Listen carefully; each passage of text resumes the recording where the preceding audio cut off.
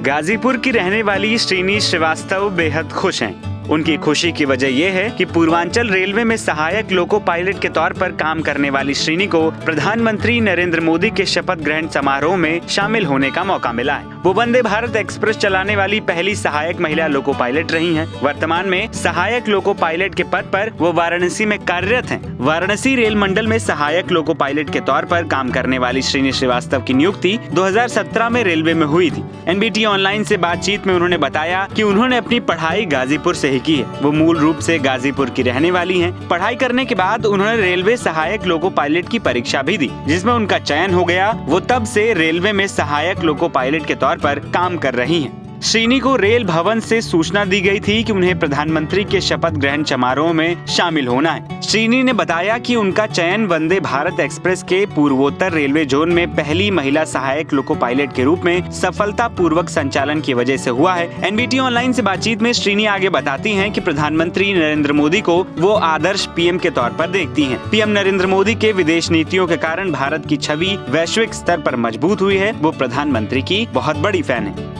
प्रधानमंत्री नरेंद्र मोदी के शपथ ग्रहण समारोह में शामिल होने को लेकर वो बेहद उत्साहित हैं। उन्हें इस बात की बेहद खुशी भी है। श्रीनी के चाचा नीरज श्रीवास्तव पेशे से वकील हैं। वो Ghazipur public prosecutor ADC criminal हैं। NBT ऑनलाइन से बातचीत में उन्होंने भी बताया कि उनके परिवार में कभी भी बेटे और बेटियों में कोई भेद नहीं किया गया। उनकी भतीजी श्रीनी ने जो कर दिखाया है, उससे उनके परिवार के मान सम्मान में इजाफा हुआ है। श्रीनी जैसी बेटी का उनके परिवार में होना परिजनों के लिए गर्व का विषय है। वहीं पूर्वोत्तर रेलवे की जनसंपर्क अधिकारी अशोक कुमार ने बताया कि पूर्वोत्तर रेलवे की ओर से श्रीनी श्रीवास्तव का प्रधानमंत्री के शपथ ग्रहण समारोह में शामिल होना पूरे डिवीजन के लिए हर्ष का विषय है। श्रीनी को शपथ ग्रहण समारोह में शामिल होने के लिए ड्यूटी लीव दी गई है। इसके साथ ही उन्हें स्पेशल ट्रैवल पास भी जारी हुआ है। श्रीनी प्रधानमंत्री के शपथ ग्रहण समारोह में शामिल होने के लिए नई दिल्ली पहुँच चुकी है। NBT ऑनलाइन की रिपोर्ट।